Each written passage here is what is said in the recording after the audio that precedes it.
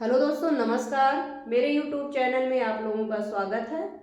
आप लोग जानते होंगे कि 2-4 दिन से आप लोगों को वीडियो नहीं मिल पा रहा था क्योंकि दीपावली थी। हाँ, मेरी तरफ से आप लोगों को दीपावली की बहुत बहुत हार्दिक शुभकामनाएं। मुझे आशा और विश्वास है कि आप लोगों की दीपावली अच्छी गई होगी और आप लोगों ने अच्छे से एंजॉय भी किया होगा। हाँ, चलिए हम लोग स्टार्ट करेंगे आज क्या, तुलनात्मक राजनीति। हमने बताया है कि तुलनात्मक राजनीति में हम वही चीज पढ़ाएंगे जो अक्सर एग्जाम में पूछे जाते हैं। या आप चाहे नेट की तैयारी कर रहे हो, चाहे जेआरएफ की तैयारी कर रहे हो, चाहे आप अदर कोई भी तैयारी कर रहे हो, चाहे पीजीटी, टीजीटी, जीआरसी का, तो अगर आपके सिलेबस में तुलनात्मक राजनीति है तो यह वीडियो आपके लिए है। तो चलिए वीडियो स्टार्ट करते हैं। पहला क्वेश्चन देखते हैं हम लोग। पहला क्वेश्चन कौन सा है? ये क्वेश्चन अक्सर एग्जाम में पूछा जाता है जो है, ध्यान से सुनिएगा आप लोग क्वेश्चन को, तभी समझ में चीजें आएंगी। तृतीय विश्व की धारणा को अस्वीकृत, स्वीकृत नहीं क्या, अस्वीकृत, तृतीय विश्व की धारणा को अस्वीकृत किया। ध्यान दीजिएगा, शब्द क्लिष्ट हैं, थोड़ा टफ शब्द हैं क्योंकि एग्जाम में यही शब्द पूछे जाएंगे, अदर कोई सिंपल शब्द नहीं पूछा जाएगा। बट इस चीज को हम यहाँ समझाने की कोशिश करेंगे। अगर आप लोग ध्यान से देखेंगे तो चीजें बिल्कुल समझ में आ जाएंगी और अगर एग्जाम में क्वेश्चन पूछा जाता है तो आप आराम से चीजों को हल कर पाएंगे। तो ध्यान से सुनिएगा, तृतीय विश्व की धारणा को क्या कर दिया गया, अस्वीकृत किया। यह दावा करते हुए, कौन सा दावा करते हुए, यह दावा करते हुए कि आर्थिक विनिमय संबंधों के जटिल जाल से जुड़ा हुआ एक ही विश्व है। यह कथन किसका है? पहला तो क्वेश्चन बनता है कि यह कथन किसका है, कौन सा कथन? तृतीय विश्व की धारणा को, ध्यान से सुनिएगा आप लोग, तृतीय विश्व की धारणा को अस्वीकृत किया है यह दावा करते हुए कि आर्थिक विनिमय संबंधों के जटिल जाल से जुड़ा हुआ एक ही विश्व है। यह कथन किसका है? तो यह कथन किसका है? इमैनुअल, किसका है? इमैनुअल ब्लस्टीन का। यह कथन किसका है? इमैनुअल ब्लस्टीन का है। यह कहाँ के थे? अमेरिकी समाजशास्त्री थे। क्या थे? अमेरिकी समाजशास्त्री थे। कौन? इमैनुअल ब्लस्टीन। इनका कथन क्या है? मोस्ट इंपॉर्टेंट है, अक्सर एग्जाम में यह क्वेश्चन पूछा जाता है, कथन भी पूछा जाता है। मैं इस चीज को बिल्कुल आगे अभी स्पष्ट करूंगी, लेकिन इस चीज को एक बार मैं फिर से रिपीट करती हूँ कि इनका जो है, इन्होंने क्या कहा है, किसने? इमैनुअल ब्लस्टीन ने कहा है कि तृतीय विश्व की धारणा को अस्वीकृत किया है यह दावा करते हुए कि आर्थिक विनिमय संबंधों के जटिल जाल से जुड़ा हुआ एक ही विश्व है। किसने अस्वीकृत किया? किसने अस्वीकृत किया? इमैनुअल ब्लस्टीन ने, जो अमेरिकी समाजशास्त्री हैं, उन्होंने यह कहते हुए इसको अस्वीकृत कर दिया। किसको अस्वीकृत कर दिया? चलो आगे हम लोग समझते हैं। तृतीय विश्व की अवधारणा, तृतीय विश्व की अवधारणा किससे संबंधित थी? ध्यान से सुनिएगा आप लोग। तृतीय विश्व की धारणा, तृतीय विश्व की अवधारणा का आधार क्या था? गुट निरपेक्षता थी। क्या थी? तृतीय, ध्यान से सुनिएगा, तृतीय विश्व की अवधारणा का आधार क्या था? गुट निरपेक्षता थी। तो गुट निरपेक्षता का अर्थ क्या होगा, या गुट निरपेक्षता का स्पष्टीकरण, या गुट निरपेक्षता का उद्देश्य क्या था, इस चीज को हम लोग समझते हैं। तृतीय विश्व की अवधारणा को अस्वीकृत कर दिया। किसने अस्वीकृत किया? इमैनुअल ब्लस्टीन ने अस्वीकृत कर दिया। तृतीय विश्व की अवधारणा क्या थी? गुट निरपेक्षता थी। इसको किसने अस्वीकृत किया? इमैनुअल ब्लस्टीन ने अस्वीकृत कर दिया। आगे देखते हैं। विभिन्न शक्ति गुटों से तटस्थ या दूर रहते हुए अपनी स्वतंत्र निर्णय नीति और राष्ट्रीय हित के अनुसार सही या न्याय का साथ देना। एक एग्जाम्पल के तौर पे हम लोग समझते हैं, दो छोटे बच्चे हैं। मान लीजिए आपका एक बच्चा है और एक दूसरे का बच्चा है। अगर आपका बच्चा वहां जो है गलती करता है तो आप जो है अपने बच्चे को डांटने के बजाय दूसरे बच्चे को डांट रहे हैं तो क्या होगा? यह गुट निरपेक्षता नहीं है। अगर जो है आपका बच्चा गलती करता है, वहीं आप दूसरे के बच्चे को ना डांटते हुए या आरोपित ना करते हुए आप अपने बच्चे को सही तरीके से सही चीज समझाते हैं तो क्या है? यही गुट निरपेक्षता है। मतलब किसी भी स्थिति में जो है सही का साथ देना। आप लोग शायद समझ गए होंगे कि गुट निरपेक्षता है क्या। विभिन्न शक्ति गुटों से तटस्थ या दूर रहते हुए अपनी स्वतंत्र निर्णय नीति और राष्ट्रीय हित के अनुसार क्या करना? सही या न्याय का साथ देना। कोई भी गुट या संगठन कितना भी मजबूत हो, कोई भी चीज कितनी भी मजबूत हो, उस चीज को नकारते हुए सही का साथ देना ही क्या है? गुट निरपेक्षता है। लेकिन इस अवधारणा को किसने अस्वीकृत कर दिया? इबस्टीन। किसने? इमैनुअल ब्लेस्टीन, जो अमेरिकी समाजशास्त्री थे, उन्होंने इस चीज को अस्वीकृत कर दिया। क्यों किया? क्यों किया? इस चीज को समझते हैं। तृतीय विश्व ने क्या किया? आर्थिक परिभाषा को ग्रहण किया। क्या किया? आर्थिक परिभाषा को ग्रहण किया। मतलब क्या हुआ? इसका जो उद्देश्य था, जिस उद्देश्य के लिए यह बनाया गया था, यह अपने उद्देश्य से क्या हुआ? भटक गया। क्या हुआ? यह अपने उद्देश्य से भटक गया। आर्थिक परिभाषा को क्या किया? इसने ग्रहण कर लिया। जिसका जो है आर्थिक पक्ष मजबूत रहा, उस पर जो है यह क्या किया? अपने को आरोपित कर दिया। इसलिए जो है ब्लेस्टीन महोदय ने इस अवधारणा को नाकार दिया। शायद आप लोग धीरे धीरे चीजों को समझ रहे होंगे। तृतीय विश्व ने आर्थिक परिभाषा को ग्रहण कर लिया और आर्थिक दशा ही उसकी महत्वपूर्ण जो है पहचान बन गई। किसकी पहचान बन गई? तृतीय विश्व की जो अवधारणा थी, किसकी? गुट निरपेक्षता की जो अवधारणा थी। क्या अवधारणा थी? कि जो है कोई भी संगठन कितना भी मजबूत हो, कोई भी संगठन कितना भी मजबूत हो, लेकिन उसका ध्यान न रखते हुए सत्य के साथ रहना। इस अवधारणा को क्या किया? तृतीय विश्व की अवधारणा गुट निरपेक्षता ने नाकार दिया। उसकी स्थिति क्या बनी? आर्थिक। उसने क्या किया?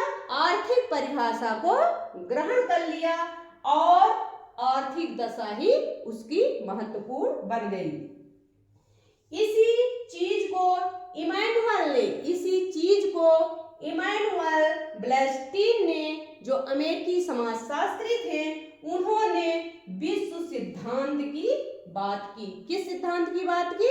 उन्होंने जो है विश्व सिद्धांत की बात की तथा कहा कि निर्धनता, ध्यान दीजिएगा आप लोग, निर्धनता अंतरराष्ट्रीय राजनीतिक अर्थव्यवस्था के पूर्णतः कठोर श्रम विभाजन में विकसित होने का सीधा परिणाम है, जो संपन्न देशों के, किसके? संपन्न देशों के अनुकूल है और इसका दंड जो है गरीब देश भुगत रहा है। इसलिए इस चीज को जो है इमैनुअल ब्लेस्टीन, जो अमेरिकी समाजशास्त्री ने, उन्होंने क्या किया? नाकार दिया। यही चीज इन्होंने अपनी परिभाषा में कही है, जो अभी मैंने आप लोगों को बताई। शायद आप लोग समझ गए होंगे। एक बार इनकी परिभाषा को फिर से रिपीट कर देते हैं, मोस्ट इंपॉर्टेंट है। ना हो तो इस परिभाषा को आप लोग, इस कथन को आप लोग, इनके इस स्टेटमेंट को आप लोग रट लीजिएगा। इनका स्टेटमेंट क्या है? तृतीय विश्व की धारणा को अस्वीकृत किया है, यह दावा करते हुए कि संबंधों के जटिल जाल से जुड़ा हुआ एक ही विश्व है। इन्होंने कहा कि जिसकी आर्थिक दशा मजबूत होगी उसी के अनुसार जो है आर्थिक नियम पारित होते हैं और निर्धन देशों का अंतरराष्ट्रीय स्तर पर क्या किया जाता है, शोषण किया जाता है। आप लोग शायद समझ गए होंगे। चलिए दूसरा पॉइंट देखते हैं। एक क्वेश्चन पूछा जाता है, संयुक्त राज्य अमेरिका में कौन फिलिबस्टर को प्रयोग में लाता है? फिलिबस्टर, फिलिबस्टर संयुक्त राज्य अमेरिका में, कहां? संयुक्त राज्य अमेरिका में कौन फिलिबस्टर, फिलिबस्टर का प्रयोग में लाता है? कौन लाता है? संयुक्त राज्य अमेरिका में कौन फिलिबस्टर का प्रयोग करता है या फिलिबस्टर को प्रयोग में लाता है? तो कौन लाता है? सीनेट के सदस्य लाते हैं। सीनेट के सदस्य लाते हैं। किसका? फिलिबस्टर। ध्यान से सुनिएगा, फिलिबस्टर शब्द है। कौन सा? फिलिबस्टर को जो है संयुक्त राज्य अमेरिका में कौन प्रयोग में लाता है? तो कौन लाता है? सीनेट के सदस्य। कौन लाता है? सीनेट के सदस्य। क्यों लाते हैं? बिल पारित करने के में रुकावट डालते हैं। बिल पारित करने में रुकावट डालते हैं। कौन डालता है? सीनेट के सदस्य जो है फिलिबस्टर का प्रयोग किस लिए करते हैं? बिल पारित करने में रुकावट डालने के लिए। अमेरिकी सीनेट में फिलिबस्टिंग एक ऐसी प्रक्रिया है जिसमें सदस्य क्या करता है? बिना रुकावट के बोलता रहता है। क्या करता है? बोलता रहता है या समय सीमा को बोलते रह सकते हैं। इससे क्या होता है? सीनेट में किसी बिल को पारित करने में रुकावट आती है। इससे सीनेट में किसी बिल को पारित करने में रुकावट आती है। पहली बात तो पहला क्वेश्चन बनता है, फिलिबस्टर जो है शब्द किससे संबंधित है? तो किस देश से संबंधित है? संयुक्त राज्य अमेरिका से संबंधित है। फिलिबस्टर का प्रयोग क्यों किया जाता है? क्यों किया जाता है? सीनेट में जो है किसी बिल को पारित करने में रुकावट डालने के लिए जो है फिलिबस्टिंग का प्रयोग किया जाता है। फिलिबस्टिंग में क्या किया जाता है? जो सीनेट के सदस्य होते हैं वह क्या करते हैं? लगातार बोलते रहते हैं, किसी की बातों को सुनते नहीं है, जिससे जो क्या होता है, इससे सीनेट में जो है किसी बिल को पारित नहीं किया जा सकता है। आप लोग समझ गए होंगे फिलिबस्टर शब्द। ठीक है, संयुक्त राज्य अमेरिका से संबंधित है। यह जो है सीनेट के सदस्य जो है इसको प्रयोग में लाते हैं जिससे किसी बिल को पारित ना किया जा सके। इसमें करते क्या है? लगातार जो है सीनेट के सदस्य बोलते रहते हैं जिससे बिल पारित नहीं होता है। आप लोग समझ गए होंगे। आगे बढ़ते हैं। हाँ, एक क्वेश्चन पूछा जाता है, दक्षिणी अफ्रीका का राष्ट्रपति किसके द्वारा निर्वाचित होता है? ध्यान से सुनिएगा आप लोग। दक्षिणी अफ्रीका का राष्ट्रपति किसके द्वारा निर्वाचित होता है? आप लोग बताइए किसके द्वारा निर्वाचित होता है? मान लीजिए क्वेश्चन पूछा गया है, दक्षिणी अफ्रीका का राष्ट्रपति किसके द्वारा निर्वाचित होता है? तो किसके द्वारा निर्वाचित होता है? National assembly. किसके द्वारा? नेशनल असेंबली के द्वारा जो है दक्षिणी अफ्रीका का राष्ट्रपति क्या होता है? निर्वाचित होता है। दक्षिणी अफ्रीका का राजनीतिक ढांचा कैसा है? दक्षिणी अफ्रीका का राजनीतिक ढांचा जो है क्या है? एकात्मक है। क्या है? एकात्मक है। मैंने पीछे पढ़ाया है, आप लोग देख लीजिएगा। दक्षिणी अफ्रीका का राजनीतिक ढांचा क्या है? एकात्मक है। यहाँ भी कितने सदन हैं? 2 सदन हैं। कितने सदन हैं? 2 सदन हैं। निम्न सदन को क्या कहा जाता है? National assembly. निम्न सदन को क्या कहा जाता है? National assembly. और दक्षिणी अफ्रीका का राष्ट्रपति किसके द्वारा निर्वाचित होता है? नेशनल असेंबली, मतलब निम्न सदन या नेशनल असेंबली के द्वारा निर्वाचित होता है। दक्षिणी अफ्रीका का राष्ट्रपति जो है नेशनल असेंबली या निम्न सदन द्वारा क्या होता है, निर्वाचित होता है। उच्च सदन को क्या कहा जाता है, सीनेट कहा जाता है। किसको, उच्च सदन को सीनेट कहा जाता है। उच्च सदन को सीनेट कहा जाता है। राष्ट्रपति का निम्न सदन को क्या कहा जाता है, नेशनल असेंबली। नेशनल असेंबली का क्या करती है, राष्ट्रपति को निर्वाचित करती है। उच्च सदन को क्या कहा जाता है, सीनेट कहा जाता है। राष्ट्रपति का चुनाव जो है नेशनल असेंबली द्वारा किया जाता है। किसके द्वारा, नेशनल असेंबली द्वारा जो है दक्षिणी अफ्रीका का राष्ट्रपति निर्वाचित होता है। आप लोग समझ गए होंगे। आगे बढ़ते हैं। इसमें कितने सदस्य होते हैं, 400 सदस्य होते हैं। किसमें, नेशनल असेंबली में 400 सदस्य होते हैं। जिस किसी भी दल को कम से कम कितने परसेंट, जिस किसी भी दल को कम से कम 20%, कितने, 20% क्या होता है, राष्ट्रीय वोट मिलते हैं। जिस किसी भी दल को कम से कम 20% जो है राष्ट्रीय वोट मिलते हैं, उसे जो है एक राष्ट्रपति मनोनीत करने का अधिकार मिलता है। उसे जो है एक राष्ट्रपति मनोनीत करने का अधिकार मिलता है। राष्ट्रपति क्या करता है, उपराष्ट्रपति की नियुक्ति करता है।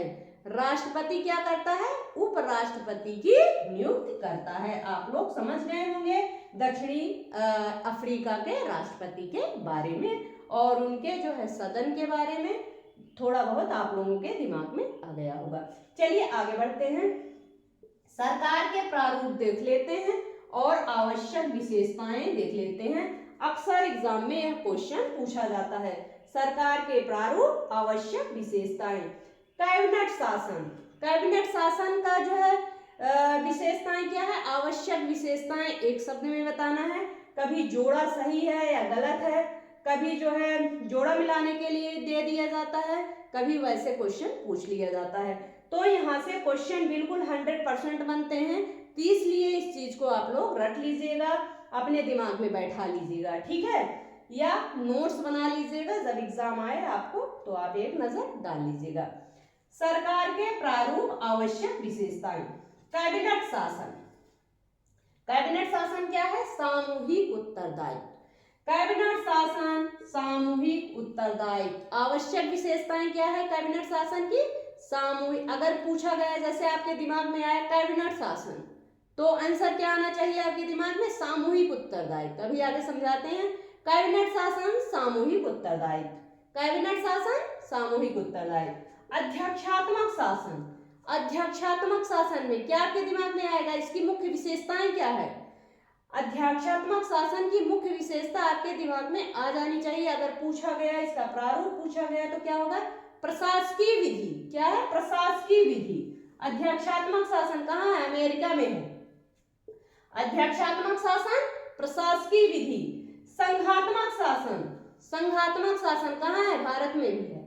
संघात्मक शासन क्या है, शक्तियों का पृथक्करण। आपके दिमाग में आ जाना चाहिए, संघात्मक शासन शक्तियों का पृथक्करण। एकात्मक शासन, शक्ति का संकलन। एकात्मक शासन, शक्ति का संकलन। एकात्मक शासन, शक्ति का संकलन।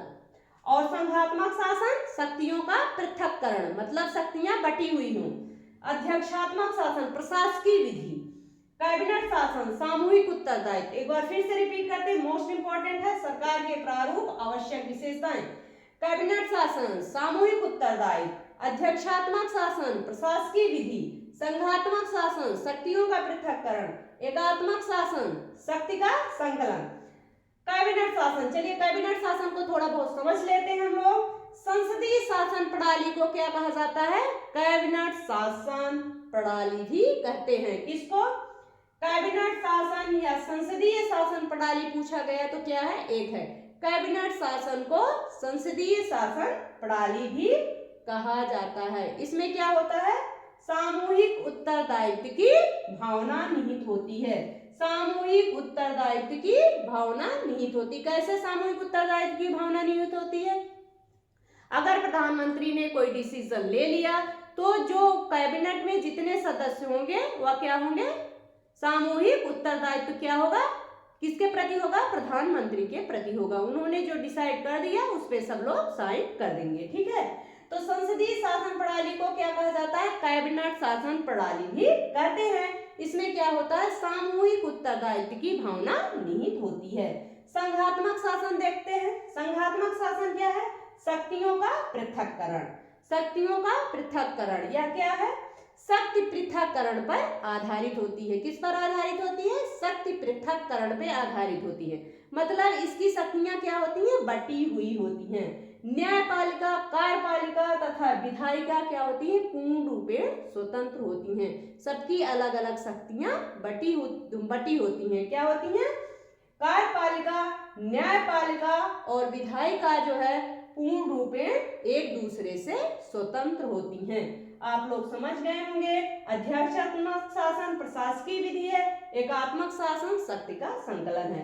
तो यह रहा तुलनात्मक राजनीति पर वीडियो। अगर आप लोगों को पसंद आए तो प्लीज शेयर, लाइक और कमेंट जरूर करिएगा। धन्यवाद।